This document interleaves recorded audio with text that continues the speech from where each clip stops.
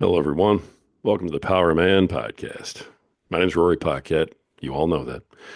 I am, as always, your very grateful host. Thank you so much for being here today and every day. I cannot thank you enough for everything you folks have been doing. The likes, the shares, the DMs. I think I'm actually caught up on the DMs now. Figure that out. It was amazing. It was a long weekend, but I actually got caught up. So all of you folks have heard from me. I am the one who responds to everything. So you're not getting any Autobots, any GPTs, nothing. It's all me. Love to hear back from every one of you, and please keep those coming. It just makes my day fresh and wonderful all the time to hear from you. Folks, this is the place where we help you in your mission. This is the place where we help you become better fathers and husbands. This is the place where we help you become better men tomorrow than you are today. It's really important here at the Power Man that we stay on that mission.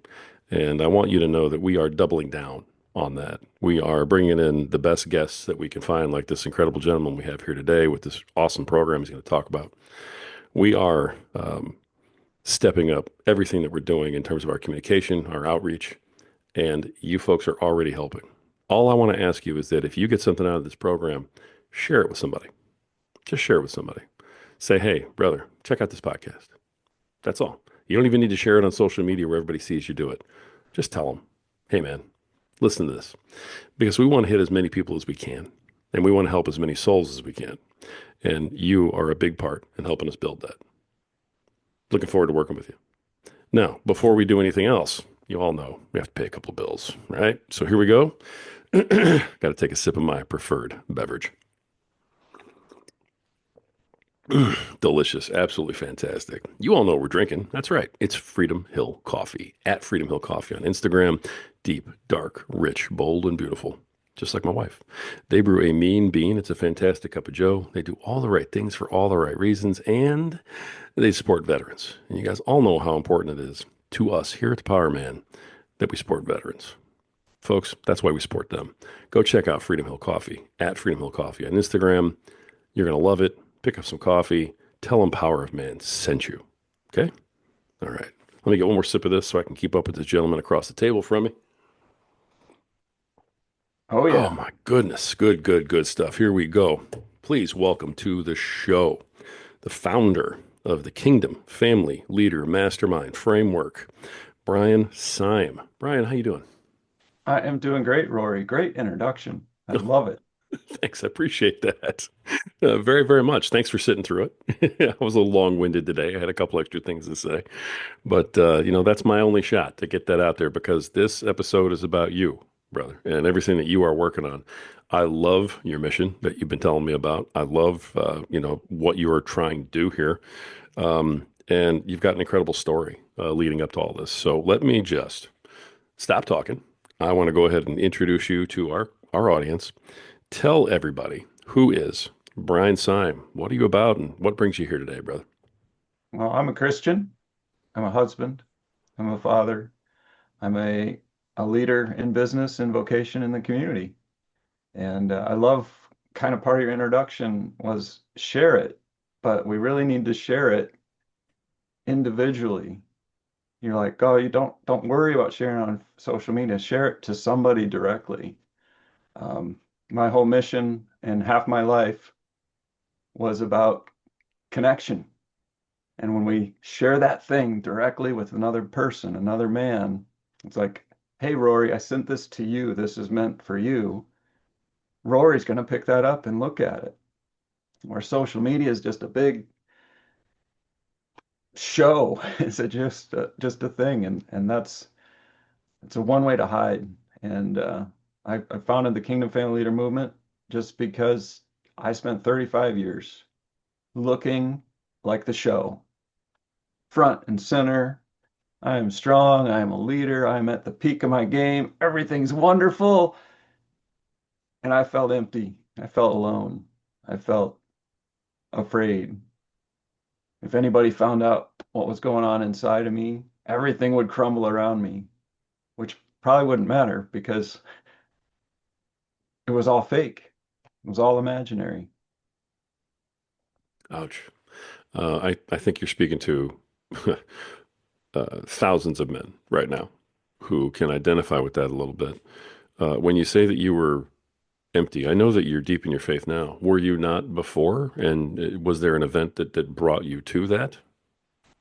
That's interesting. I went to church as a kid. We were raised Lutheran in southern Minnesota, and we went every week. That's what we did. Mom made us memorize scriptures, got confirmed. I was a youth member of the church board. Like, oh, we need a youth member on here. I'm like, okay, cool, I'm here. I was, we it was a small church, so I was in the adult choir, and everything at church was, Brian, you're so cool. And I just thrived on it. I loved it. I got confirmed. I did all the hoop jumping, but I didn't do any relationship building. I went to college and I'm like, well, I should go to church. So I went to the college church, and there were a whole bunch of lost kids like me and a couple older kids that weren't quite as lost. But nobody came up and said, Brian, you're so awesome. So that's when I kind of stepped away from the actions and acting like a Christian. And it was from there, from 18 to 35, that I just continued to be parallel to it. I prayed every once in a while. So that's kind of a weird part in my head. It's like, what do I believe? What did I believe? And I'm not sure to this date whether I'm pretty sure I wasn't saved when I was confirmed, but I was saved when my secrets came out. My sexual addiction hit front and center, and I lost my career as a ski racing coach and had to make a transition in life. A family that I worked with in athletics and sports came alongside me and said they just loved me. They just mentored me. They ran a local church camp and just really helped me see the story. I was praying. I'm like, God, take this sexual addiction from me, and I'll be the perfect coach ever. Diluted prayer, but I knew what I needed to get rid of. And they came alongside me and said, are you going to heaven? And I said, well, I think I've been pretty good, except for this thing. So I think I'm getting in.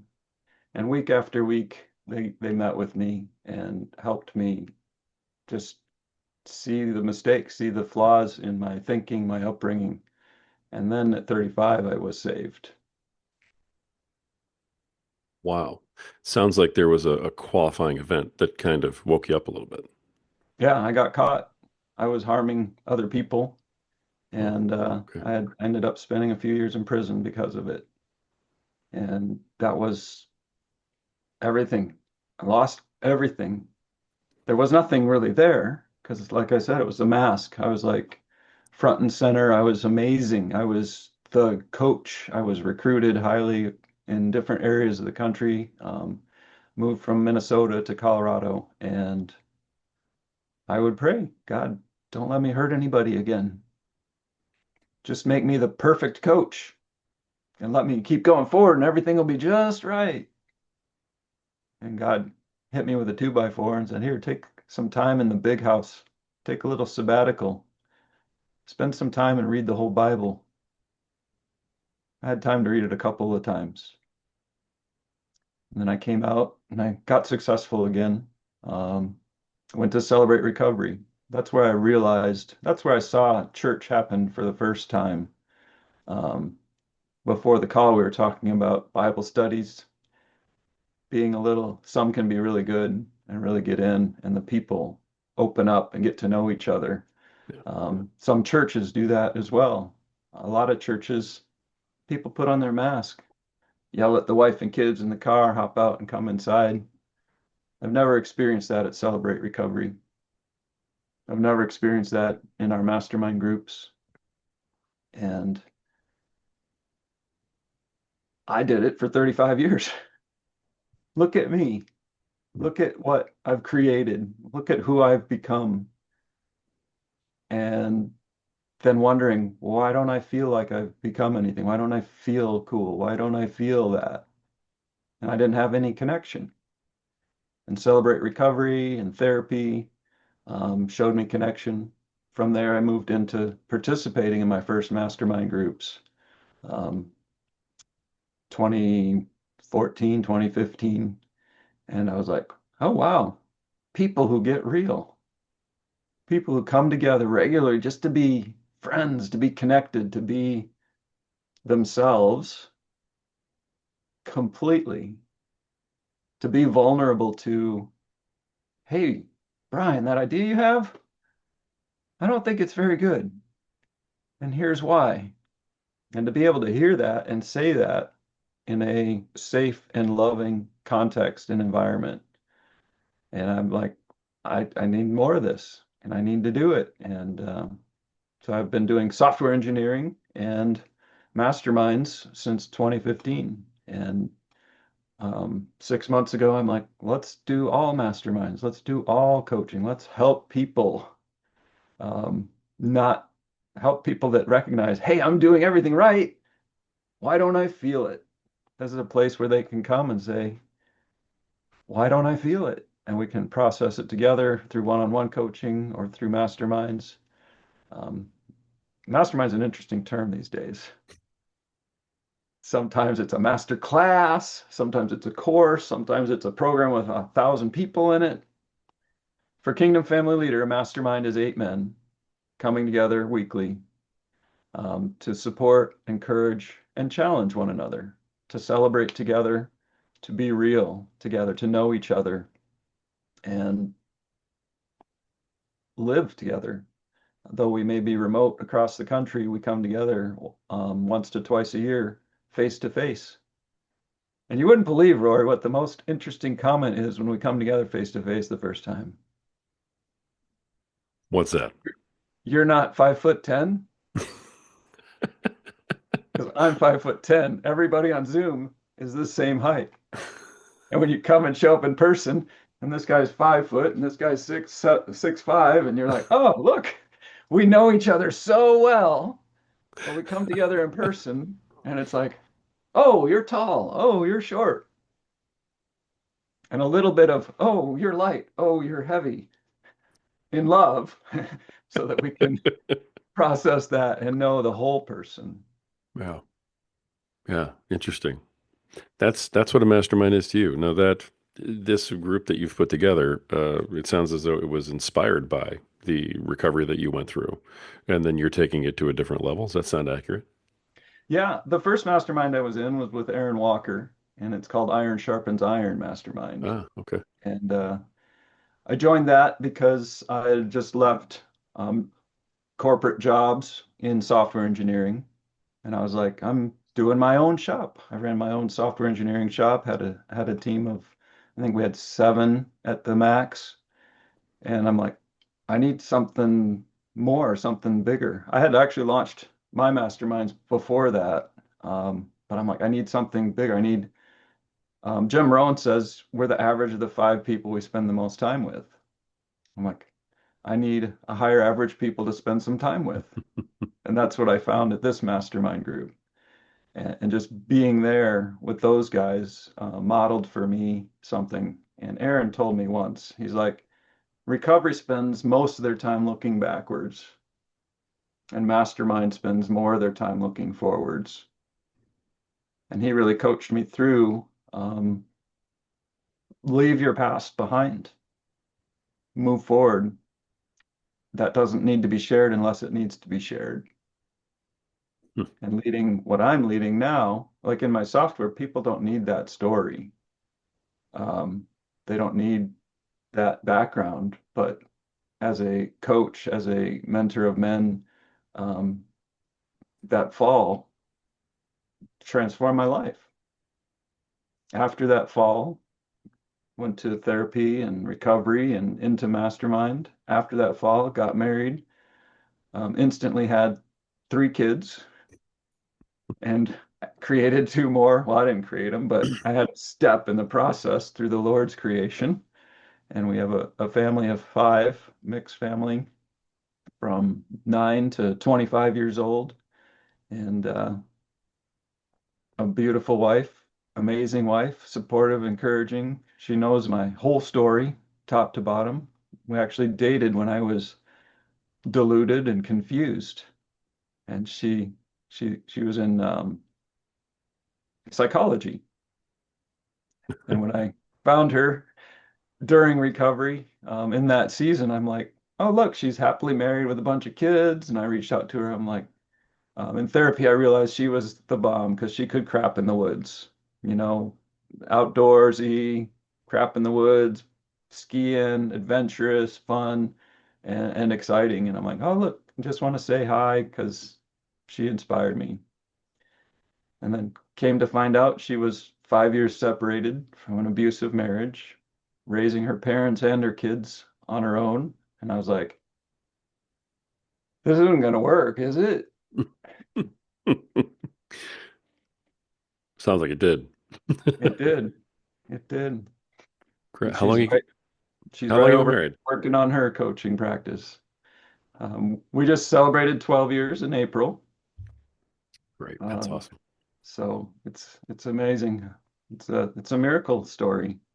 Um, God's been God's been amazing from being a pretend Christian to sending a family alongside of me to mentor and coach me to protecting me and guarding me in prison and coming out to work right away and creating a new life.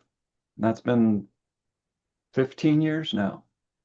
And it's like everybody needs a mastermind. Everyone. And you can make that at church. You can make your Bible study go a step deeper. Ask the tough questions. Get to know people for real. Like Rory said at the top of the podcast, share that small, important thing with somebody. Invite that person to church. Invite that person to your Bible study that's not even in our sphere of church going husbands, fathers, and leaders of families and businesses. I love it. So your mastermind, the way that you have put yours together, is faith based, or is that It's something that's brought in additionally? it's primarily faith-based. We won't say no to somebody who isn't Christian yet. Um, Okay. I think it goes back, I was going to save this to the end, but it goes back to a statement I heard in our church about probably 9 months ago. And it's the world looks at church and says you have to behave and then you have to believe in order to belong. I love your grin right there Interesting. Yeah. Well, because our because pastor yeah, flipped that all on its head and said you have to belong. Then you start to believe.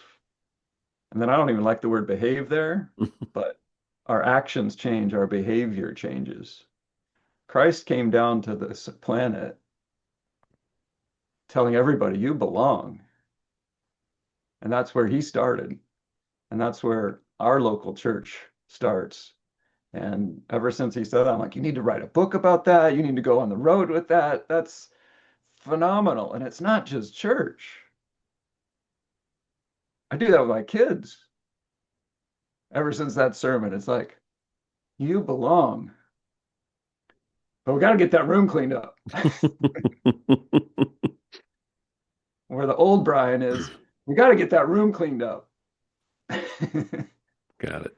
Got it. I mean, that is the way families actually work, or should work at least, is Yeah, you do belong. You're my son. No matter how mad I might get at you right now, you're my son. So you belong. And, but at the end of this whole I do need you to behave at some point. So that's interesting. It's so simple, but it's also pretty profound. That's why I thought about it for a minute. I went, wow. It's I was smiling like, that's cool. I like that. Simple is good sometimes. it is profound. It is profound. That belong, it's like I felt that way. I could see other people feeling that way about the church. It's like, well, I'm not good enough to go to church. And then you hear those arguments. Everybody in church is a hypocrite. Everybody in church is a sinner. And so I'm like, yes, we are. We're hypocrites and sinners. Come on in. Come Yes, join us. that's right. You fit right But, in. So come on but the message is stronger. And Satan loves that message that you need to behave before you can show up at church. And you need to believe what they believe. And how do you learn what they believe? Well, you got to let's go to social media and learn what the church is about. Right. So it does us no good service. So belong, believe, behave. I got I've read books, I've read all the parenting books and everything. Our oldest is high functioning autistic. Our second oldest is ADHD unmedicated. And so I'm like, how do I do better? How do I do better? How do I fix myself? How do I fix myself? And to love these guys. And with the 18-year-old now down to 9, they've experienced more of this belong, believe, behave stuff. No Drama Discipline's another book I read, and they hit it, but it didn't sink in. They said connect and redirect as parents. Make that connection. It's like, I know you don't really want to clean your room, and I know you really want to have some tech later today, and let's get that room cleaned up so you can do that. So knowing what they want, knowing what they're going for, making the connection, and then the redirection. Let's stop playing with the toys and start putting them away. Um, and belong, believe, behave is just, it's what I'm doing. It's what mastermind is. You come to mastermind, you belong. When we're like what you said about the family, they're born. And for some reason, I started at 35 or 40 as a parent, but some reason we forget that I've got 40 years of experience and you've got none. So I assume we all belong together and that we're all a family.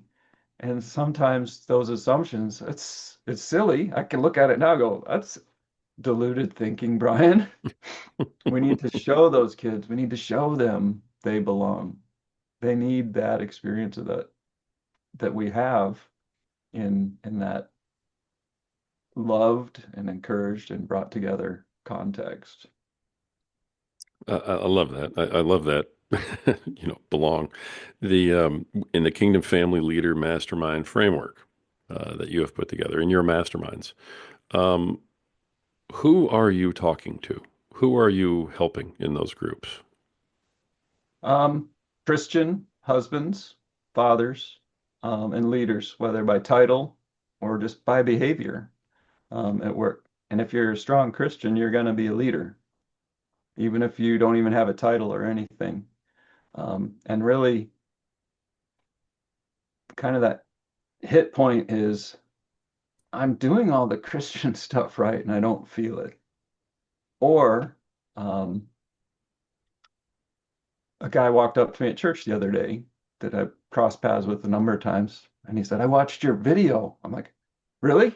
Somebody in my own town watches my YouTube videos? This is cool. And he goes, I figured out my problem.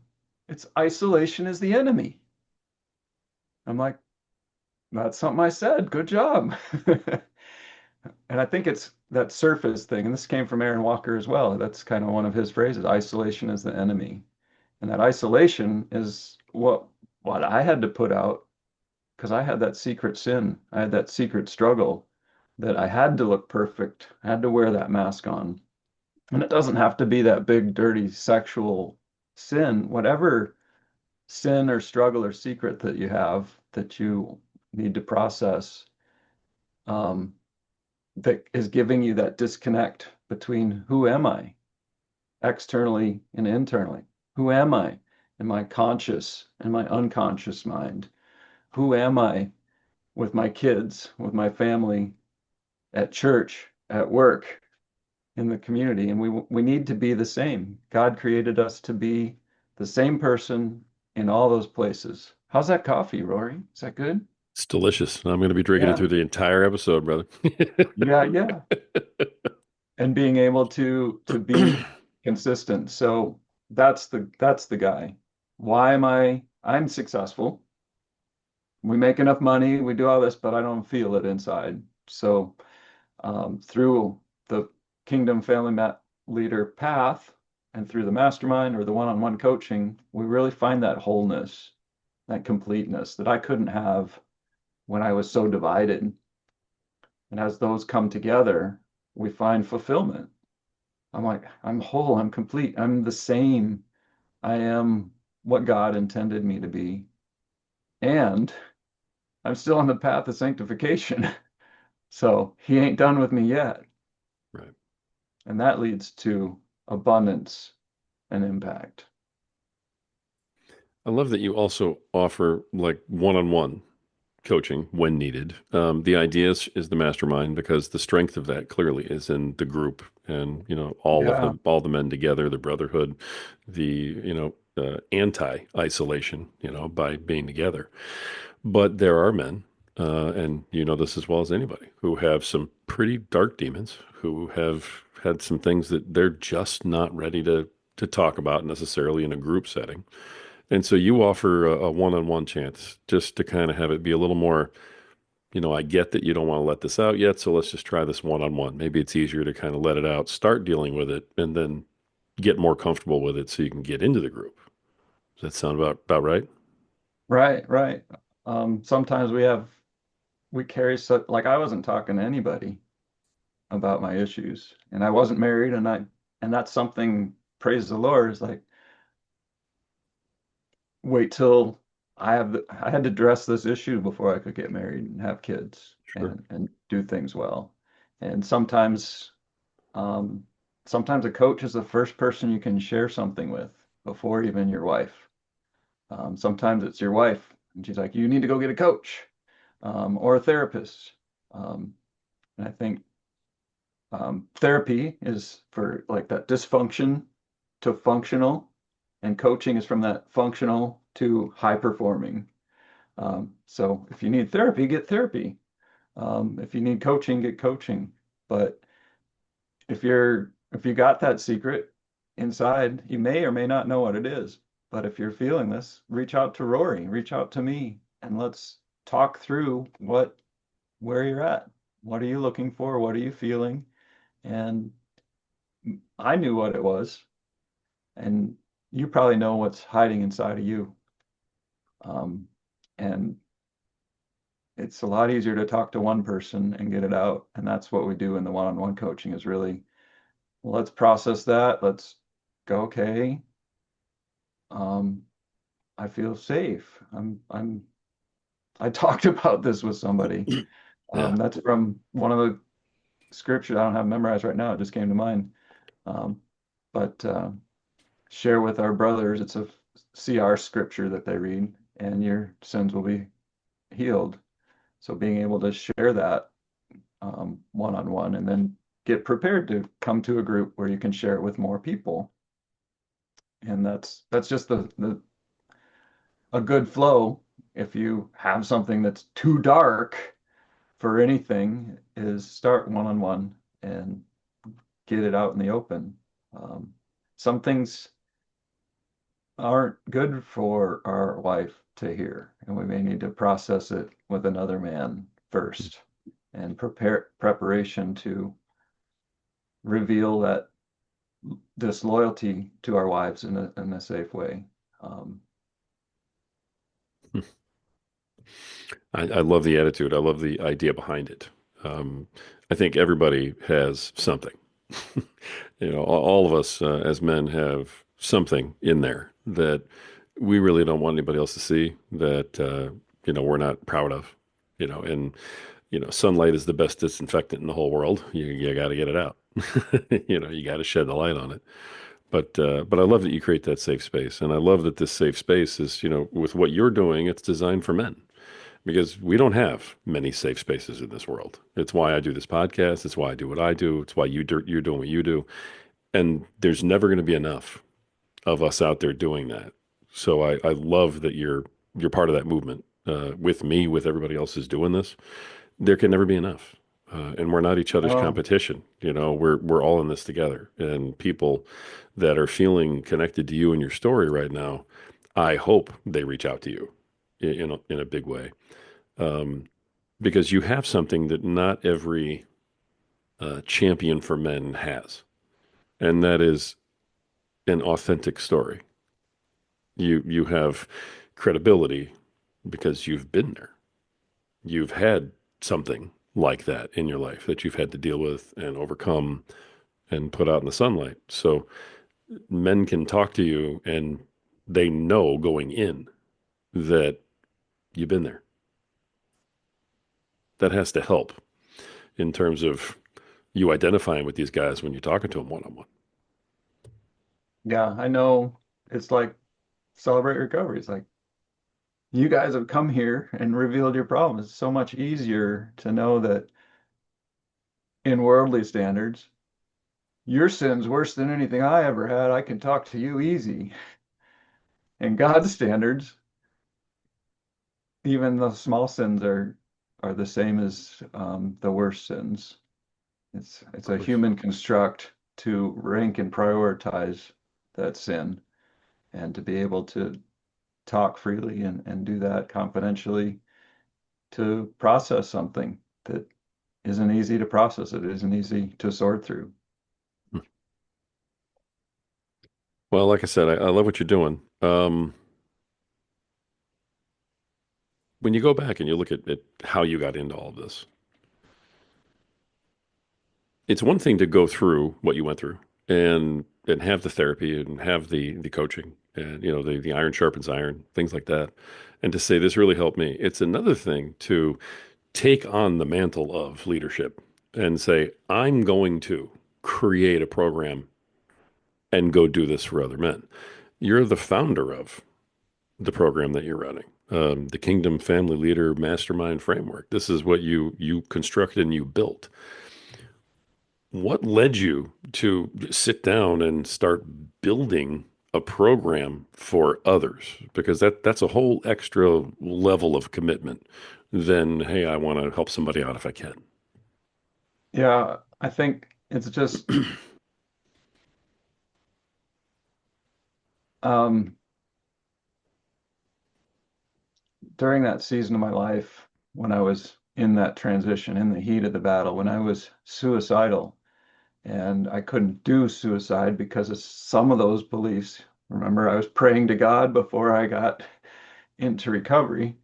I was praying for cars to hit me. Help me, God, take care of this suicide so I can get it done right.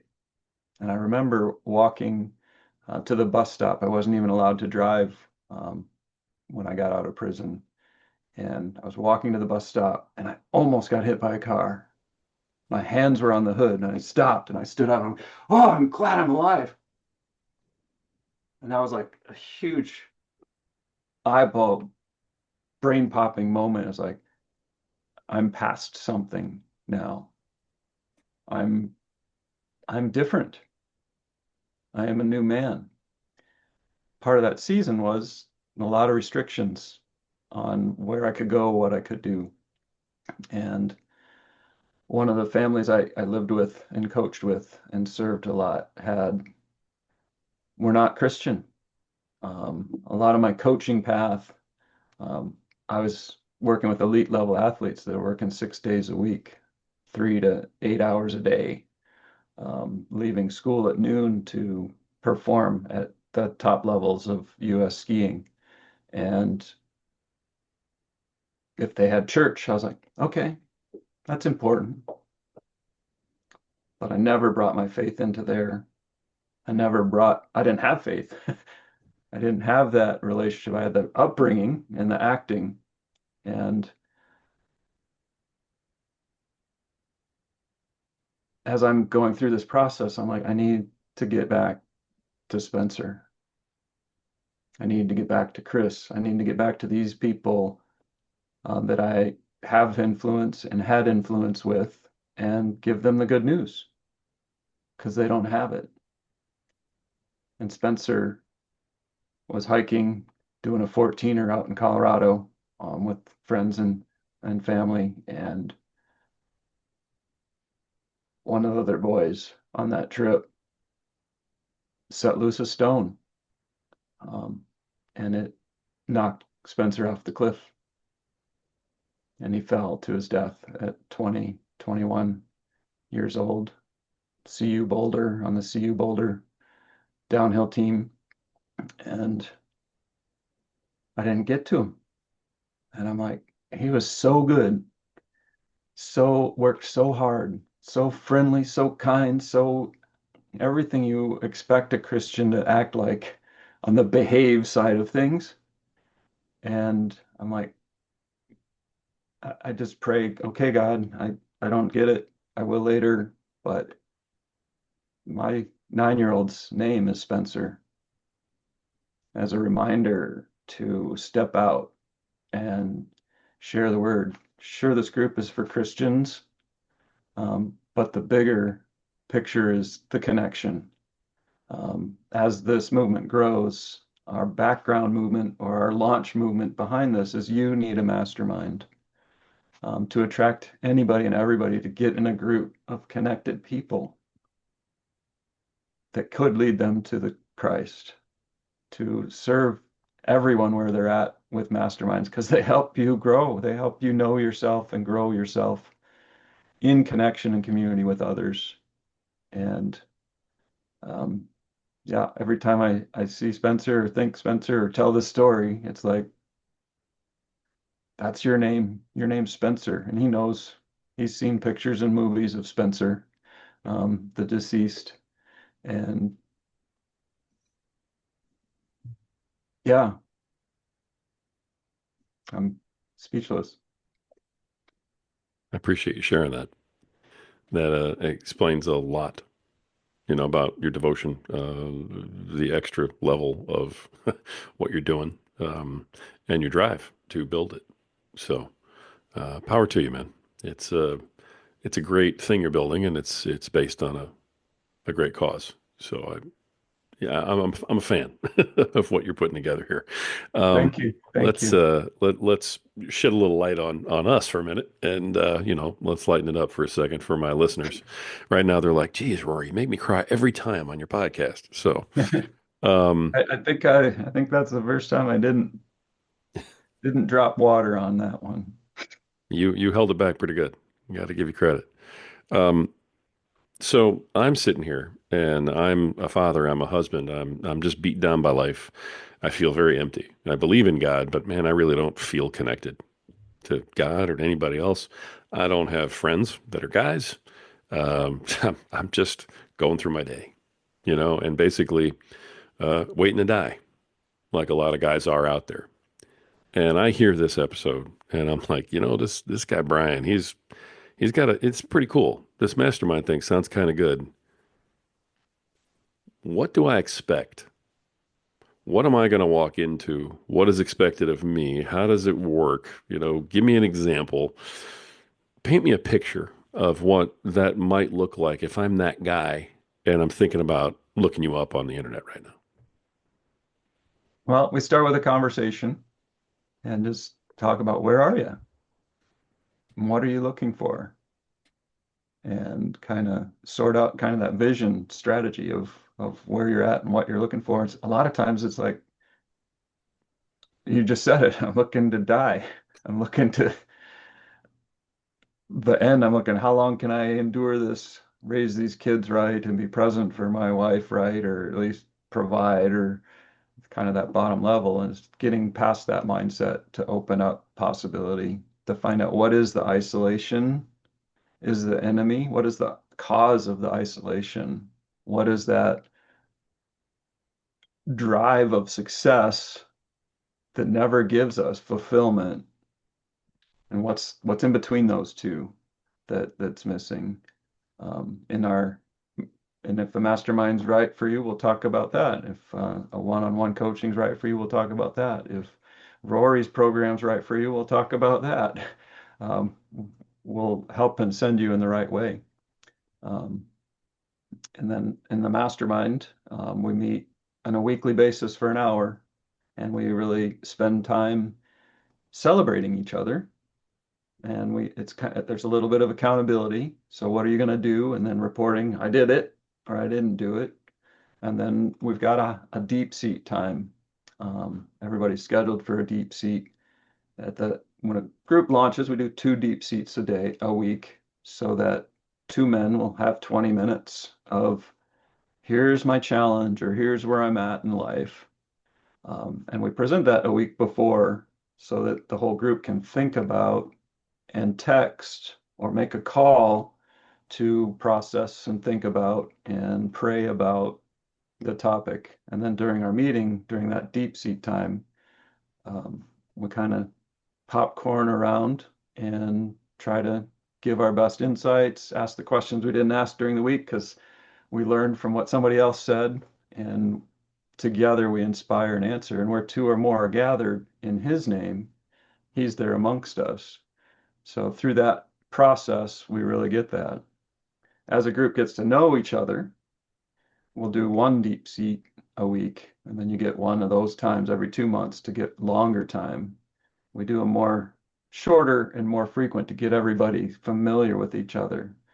In these groups, we know their wives' names, their kids' names, we know their profession, we know their finances, we know their income, we know everything they're willing to share. And sometimes that takes 2 or 3 months. Sometimes it takes longer for some, but it's at your own pace. But when you know my story, when you know all that I can share, you can speak to me from that knowledge, from that basis, from that experience, and you can relate it to your experience and your experience with others and seeing and hearing other stories. But it's that full connection, that full we are we are one and we are separate. We are one in mind and body and spirit, and we go to our own homes, our own families, our own vocation, and then we take mastermind with us. And then at the end of each meeting, we say, we all have a vision. Some use a 12-week year or something for the bigger vision. But at the end of each meeting, we said, this is what's done next week. And a few guys are like, I get more done in the 90 minutes before this meeting than I do all week because I told you guys I was going to get this thing done.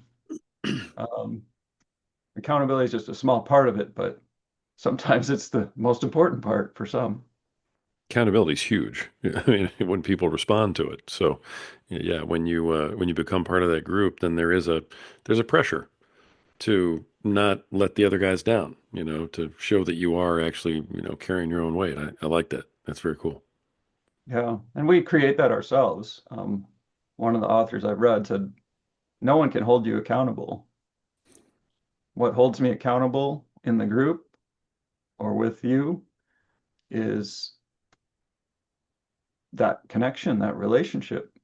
I'm really holding myself more accountable by being vulnerable in this group to say, I'm going to do these things and do them and not feel guilty. Hmm. That kind of leads me to the Kingdom Family Leader path. Um, we missed our call last week, and you Right. communicated that, and you got it up there, and you did it. Um, we all show up for stuff where other people are involved. You've probably heard the phrase, hey, if you're going to work out and you're having trouble with it, get a workout partner because you're going to show up with them with that accountability. Yeah. But yet we don't do that for ourselves sometimes. I'm going to do this. Oh, it's just me.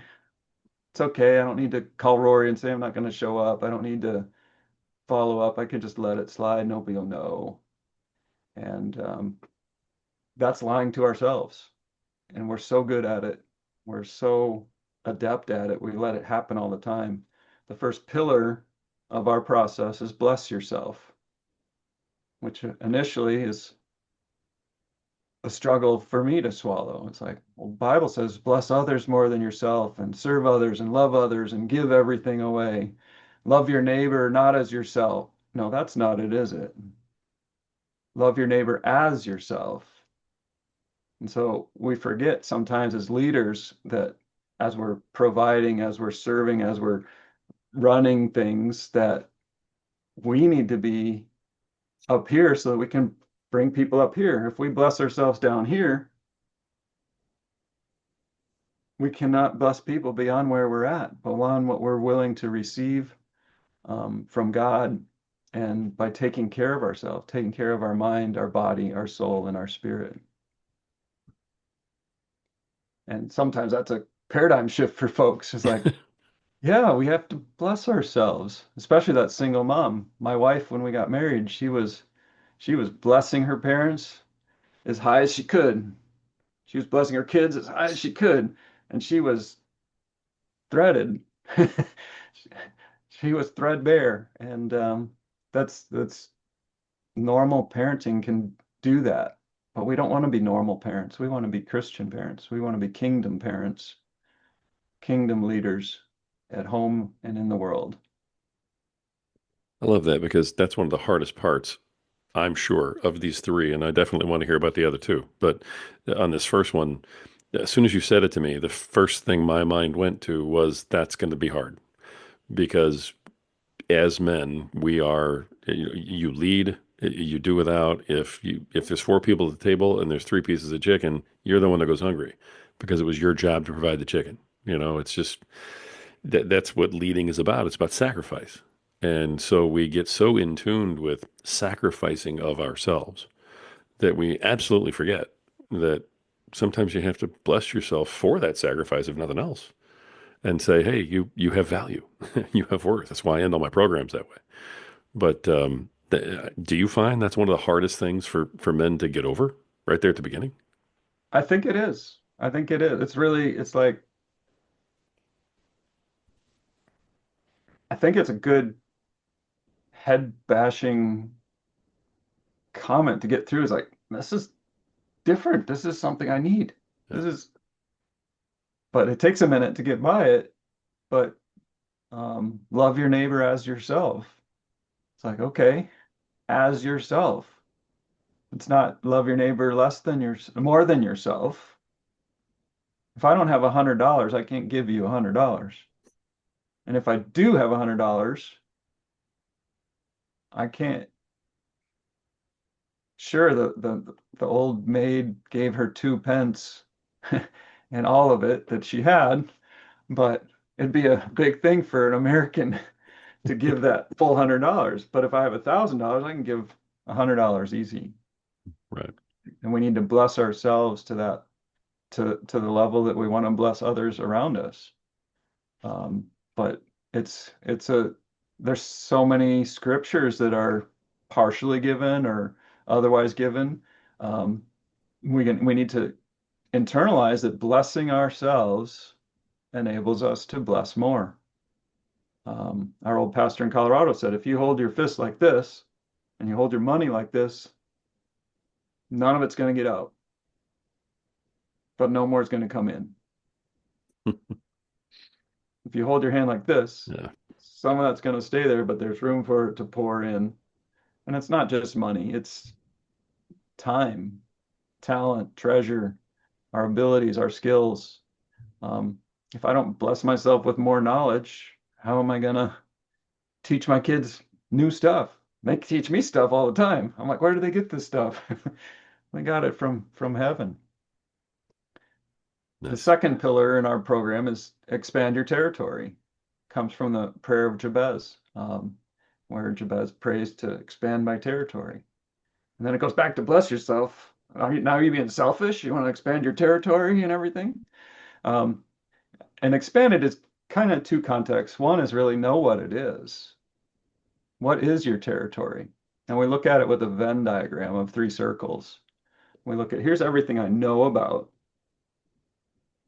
Here's everything I care about. And here's everything I can do something about. And when we get that little triangle in the middle, I know about it, I care about it, and I can do something about it. That's where we need to apply our gifts. That's our territory. And if there's Nice. something we know about or care about that's not in the other circle, we may need to go back to bless ourselves and learn something different. We may need to move to a different place. We need to get some training. We may need to hire some people. We need to find the resources because we can shift these 3 circles around to get that territory where we're at in the middle and identifying that territory. Some of the guys I've worked with have come in and they're like, oh, my business is great. I need to go do this ministry. I'm like, well, your business is in the triangle. How can you bless your customers? How can you bless your employees? How can you bless your community? where you're at. Your business is your ministry. And now you're not divided. Now you're whole and complete.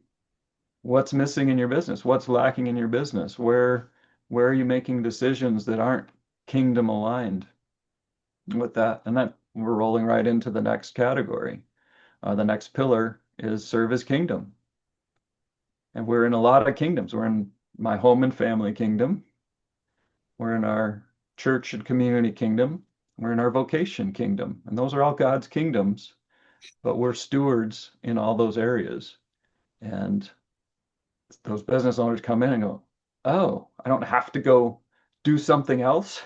I'm not, I'm doing it. I made it here. Now I have to go there." Well, you're here and you're not feeling fulfilled. So there's a disconnect, either consciously or unconsciously, or internally or externally.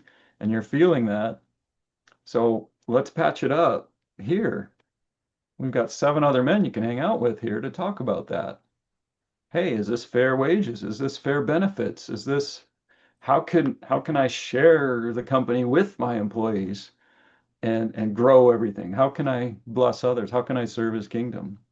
How can I give in the community and grow?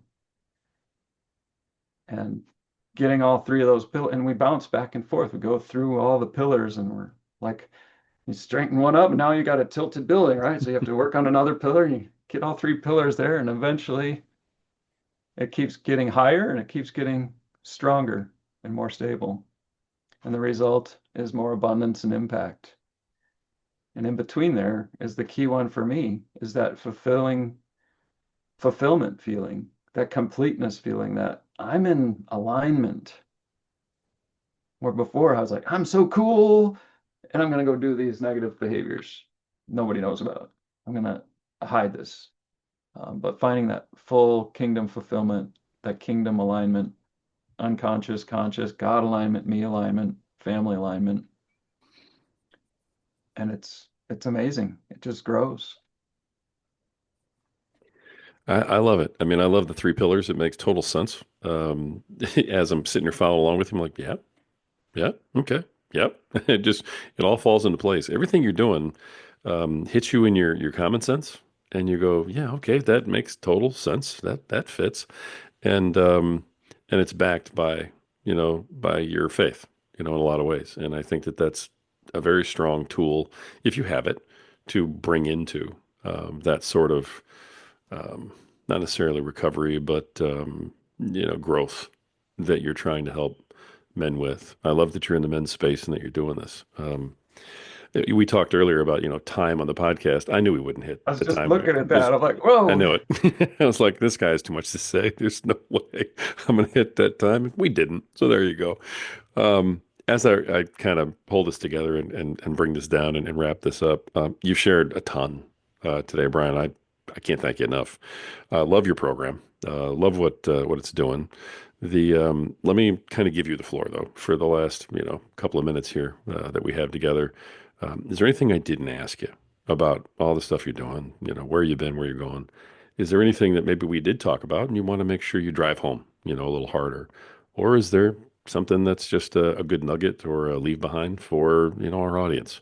I'm going to give you the floor for a moment or two. It's yours. All right. Well, thank you. I'll just go with my I believe statements. I believe that I'm getting better every day. I believe that we're better together. And that's kind of the belief that really has pulled this all together. And it's given me the life that I have today. And finally, I believe in a God who knows better, way better than I do. We were sitting at church again. This pastor is phenomenal. I was about to leave the church, and a year and a half ago, he started preaching. He just took over the church, and he was following the pattern. And I was looking for more meat, more training. And then I don't know what happened. The Holy Spirit came in, and he's really been inspiring me. Um, but oh, I lost my train of thought. Got distracted on this church thing. But You were on belief statements. he, So yeah, belief statements, and he painted this picture for us of just sinning and being regretful and guilty and shamed. He's not a God of guilt and shame. And he said, through Jesus Christ, you are completely, and it was just that he made this motion. You are completely clean, righteous, and upright in his vision. And then part of that was the better. I believe in a God who knows better. He's like, now close your eyes. You're completely clean and righteous, and think of the betterness that you can think of. And I've got these things about, okay, maybe there's 50 groups of men doing this, and my kids are all like behaved like angels all the time, and I'm creating all this betterness, and my wife's not hurting and feeling her soreness and her sickness, and she's all healed and everything's better. And then he's like, that's only 1%. That's not even 1% of the better God can imagine for you. And it's like, wow, that makes it easy to have that open hand. It makes it easy to bless myself, but yet not put myself first. I don't need to take all the blessing. I don't need to take, I can give because I am fully righteous and God has way better than we can thought, imagine, or believe. Love it. Absolutely love it.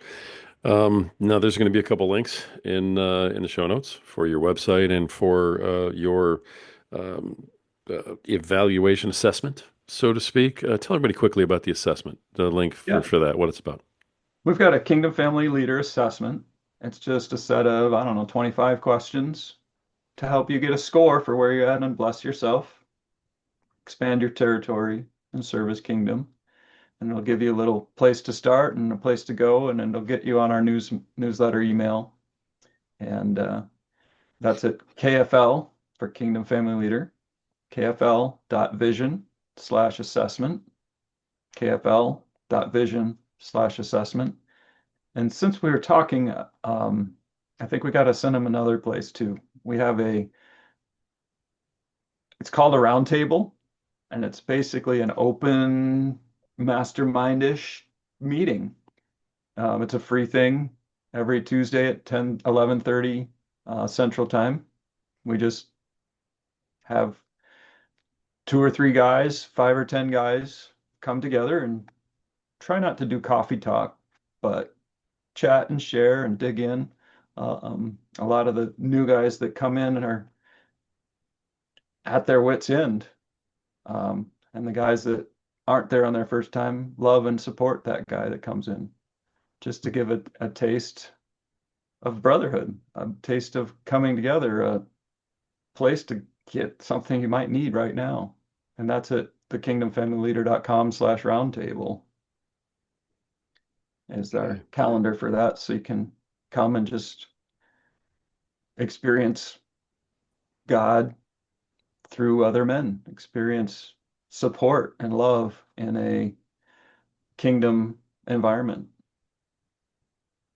I hate giving two leads because It's it's okay. confusing, but just coming together is so important. Guys, whether you do this on your own or do it, I guess that's the only way, or do it with Rory's group or my group or some group or Celebrate Recovery, get connected.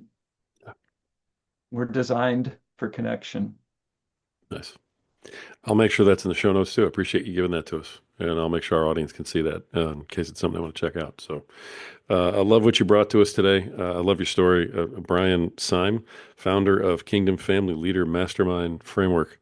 Brian, thank you so much for just coming in here and being authentically you and sharing with everybody. It's been really great getting to know you. Thank you, Rory. Folks, this is another episode of the Power Man Podcast where we bring in powerful men like this with powerful stories, powerful messages.